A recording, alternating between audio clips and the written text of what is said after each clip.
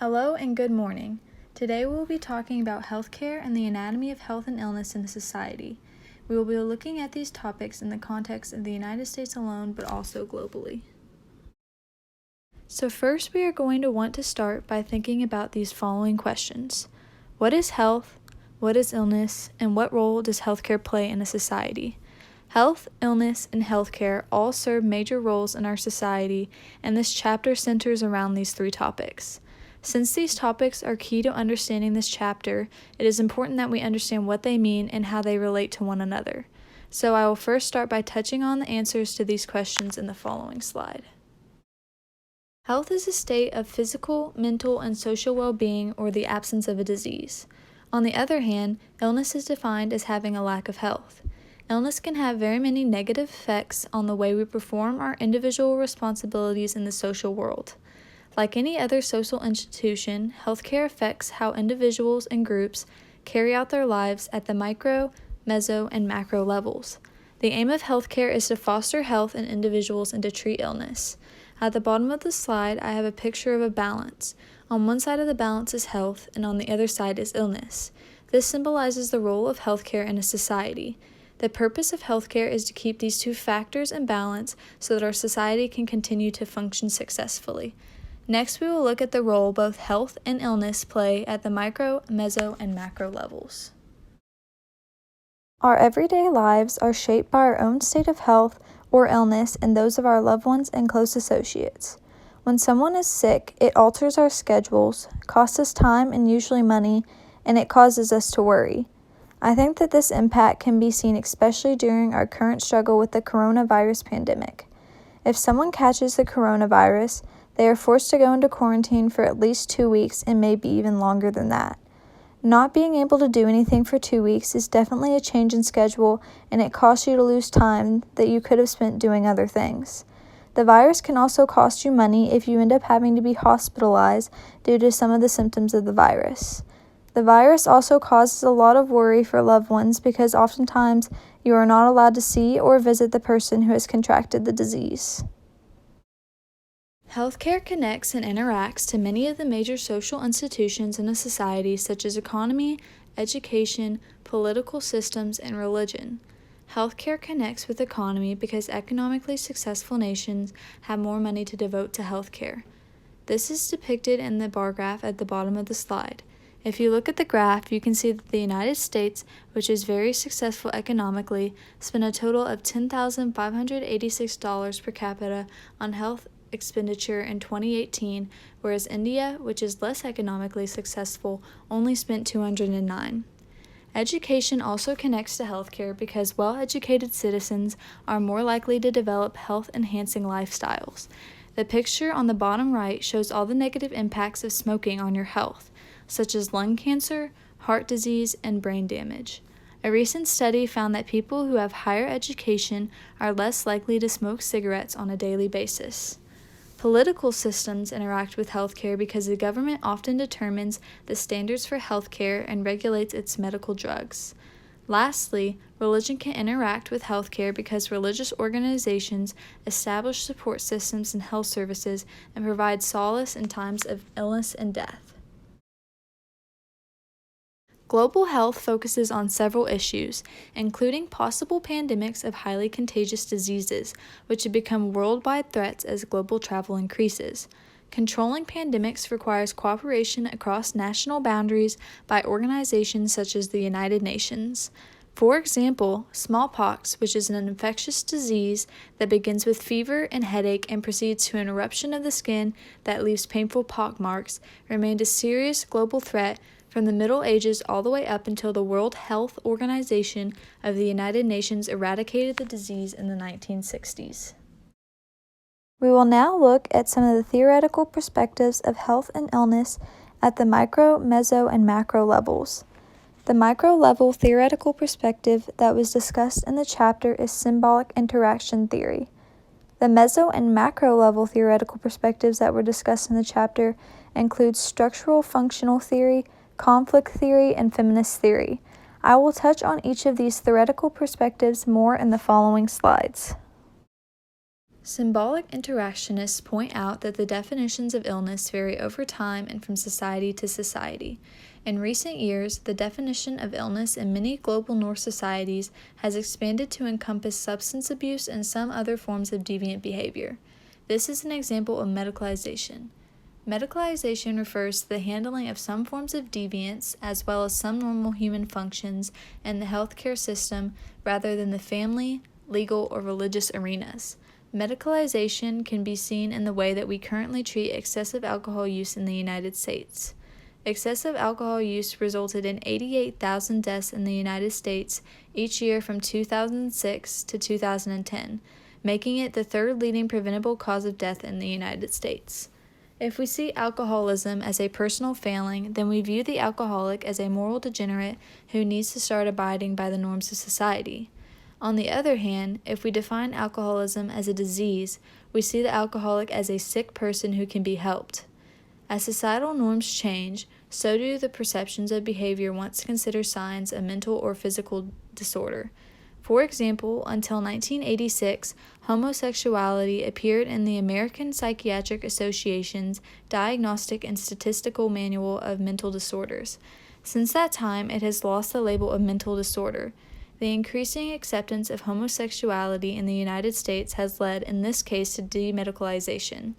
Alcoholism and homosexuality are both prime examples of how perceptions of illness can change over time. According to functionalists, the purpose of the healthcare system and society is to maintain the social structure and to keep a harmonious balance between individuals and institutions in a society. Illness can be potentially disruptive to the balanced social world because it robs the society of normal role functioning. If too many people claim the sick role at the same time, the tasks necessary to maintain a society cannot be performed.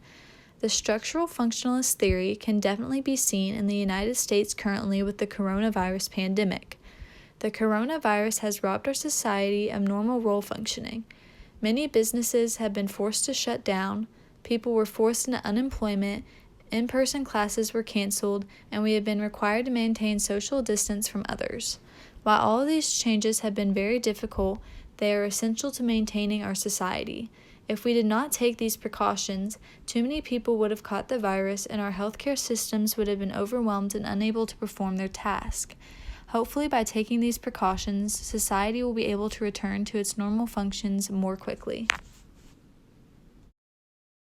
Conflict theorists point out that individuals suffer different illnesses depending on the level of development of their society and their position in it.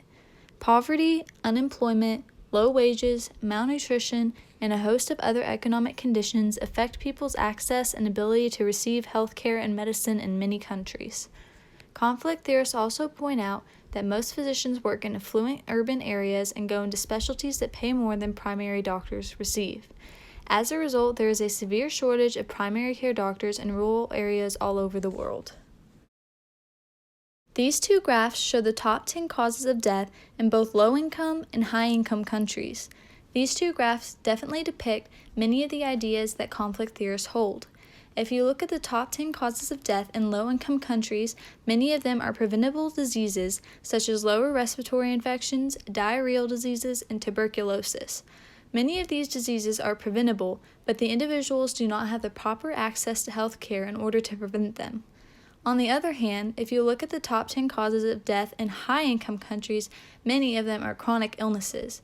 Very few preventable diseases make it on the list in higher-income countries because people in these countries have better access to health care. Feminist theorists examine the impact of gender on health, illness, and health care. They argue that the patriarchal control of women carries over to the healthcare systems and reinforces the dependence and submission of women. This can be seen especially with women in their employment in the medical field. Women now account for almost half of all those in medical school, but more than men, they tend to opt for medical specialty areas with less prestige and less money, but with more family-friendly emphasis and hours. The bar graph on the right depicts which specialties have the most and least amount of female physicians present. By looking at the graph, you can see that a majority of women choose to go into OBGYN and pediatric specialties, with women making up 50% of both of those specialties. However, when you look at some of the more prestigious specialties such as cardiology, neurology, and orthopedics, women make up much less of those specialties. Many of the ideas we have discussed in class thus far, such as race and gender, have been socially constructed by our society. So I propose the following discussion question. Do you believe that the ideas surrounding illness and death are socially constructed by society? Illness and death are in part socially constructed, and the perceptions surrounding them can change over time. Homosexuality is a prime example of how our perceptions of illness can be subject to change. Throughout a majority of history, homosexuality has been viewed as something that is wrong and sinful.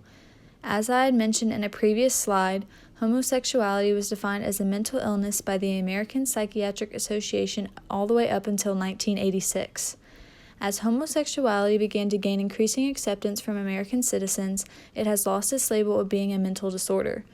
This shows how illness can be shaped from our perceptions of society and our values, and can also be susceptible to change. Healthcare providers, schools, and workplaces often only acknowledge illness if certain society-defined conditions are present. For example, my mom is a doctor, and growing up, whenever I told her I did not feel well, the first thing that she would do is take my temperature. If I did not have a temperature and I was not throwing up, then my mom would tell me that I would still have to go to school. This is because, although I was not feeling well, I did not meet some of the society-defined conditions for illness, such as the presence of a fever or throwing up.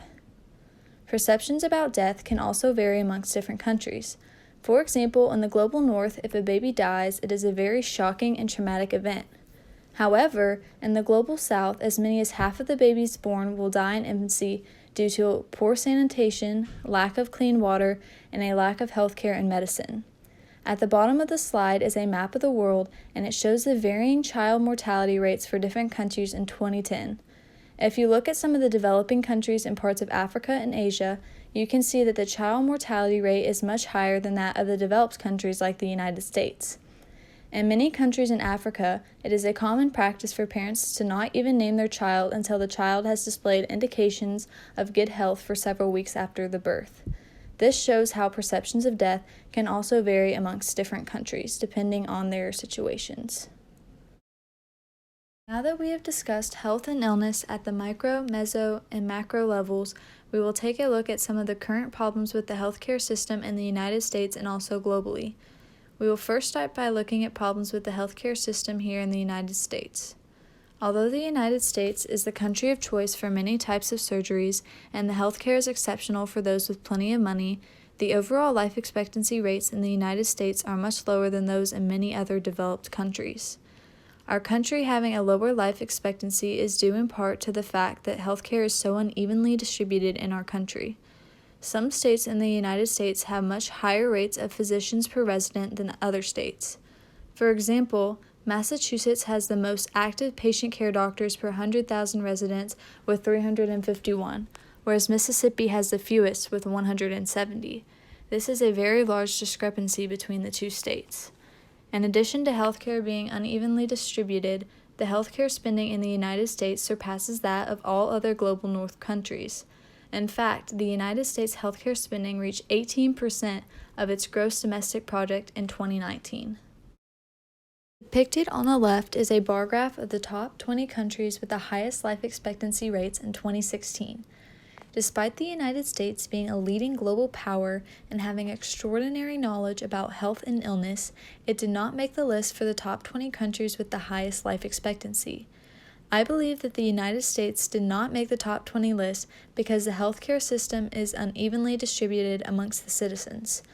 Now that we have discussed some of the problems with the healthcare system in the United States, we will now look at some of the major problems globally.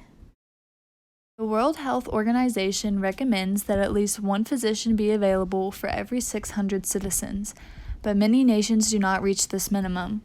To help compensate for the lack of doctors in many global South countries, some local residents have trained themselves in both emergency medicine and being able to recognize illness.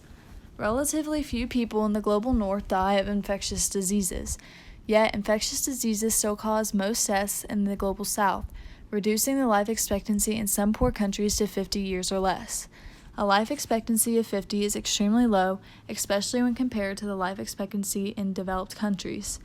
Another major concern globally is the spread of contagious diseases as global travel begins to increase. Today, influenza, Ebola, SARS, polio, and many other diseases that were thought to be under control many years ago are beginning to resurface. For example, there has been a recent increase in the cases of measles in the United States over the past couple of years. The measles virus had a total of 37 cases in the United States in 2004 to 200 in 2011, and then more than 600 cases in 2014. The cases of measles in the United States has increased due to global travel to countries where the disease still remains common. As global travel continues to increase, we need to come up with a plausible solution in order to decrease the spread of contagious diseases.